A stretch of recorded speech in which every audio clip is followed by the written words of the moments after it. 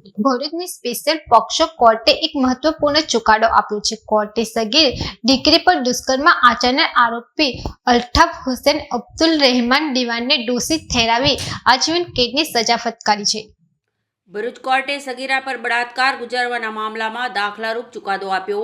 ભરૂચ કોર્ટે સગીરા પર બળાત્કાર ગુજારવાના મામલામાં દાખલારૂપ ચુકાદો, આરોપીને આજીવન કેદની સજા ફટકારાઈ. ભરૂચની સ્પેશિયલ પોક્સો કોર્ટે એક મહત્વપૂર્ણ ચુકાદો આપ્યો છે.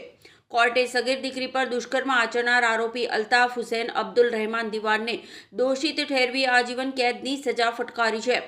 કેસની વિગતો મુજબ આરોપી અલ્તાફ હુસૈને તેની પરિણીત પ્રેમિકાની સગીર દીકરી સાથે વારંવાર દુષ્કર્મ આચર્યું હતું. તપાસ દરમિયાન એ પણ સામે આવ્યું હતું કે બાળકીને વેચી દેવાનું કાવતરું પણ રચવામાં આવ્યું હતું. આ ઘટનાથી પીડિત બાળકી પણ ગંભીર અસર થઈ હતી. પીડિત બાળકી લાંબા સમય સુધી ભય હેઠળ જીવતી રહી હતી. આખરે તેણે હિંમત કરીને આ સમગ્ર ઘટના તેની ફોઈને જણાવી હતી.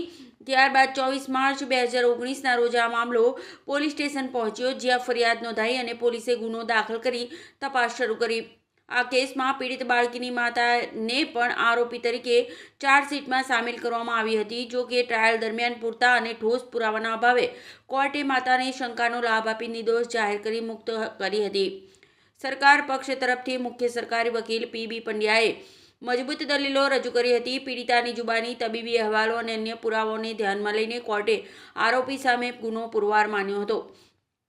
આખરે પોક્સો કોર્ટે આરોપીને દોષિત ઠેરવી આજીવન કેદની સજા ફટકારી છે. આ ચુકાદો સગીર બાળકો સામેના અપરાધોમાં કાયદાની ગંભીરતા દર્શાવે છે. Video journalist Virendra Patil, Satya TV, Bharuch.